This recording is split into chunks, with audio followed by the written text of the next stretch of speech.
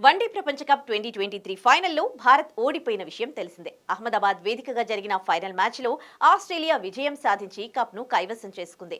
దాదాపు 12 ఏళ్ల తర్వాత ఐసీసీ ట్రోఫీని సొంతం చేసుకునే అవకాశం భారత జట్టుకు త్రుటిలో చేజారింది.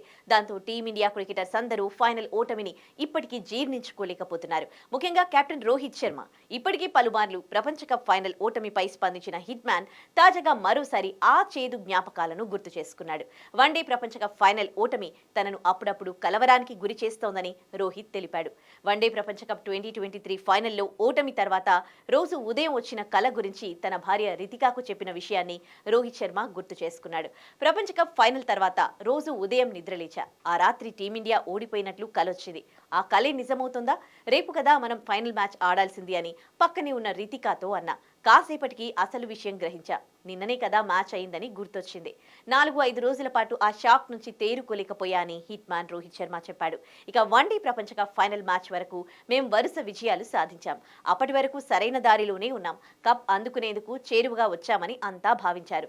కానీ ఫైనల్లో అనూహ్యంగా ఓడిపోయాం. అహ్మదాబాద్ లో ఉండేందుకు నా మనసు అస్సలు అంగీకరించలేదు. త్వరగా ప్రెజెంటేషన్ కార్యక్రమం ముగించి వెళ్లిపోదామనుకున్నా. తీవ్ర నిరాశలో ప్రతి భారత క్రికెటర్ ఉన్నాడు. జీవితంలో ఏం జరుగుతుందో కూడా ఆ సమయంలో అర్థం చేసుకోలేం. అంతటి కోపం, నిరాశ ఎదురయ్యాయి అని రోహిత్ భావోద్వేగానికి గురయ్యాడు.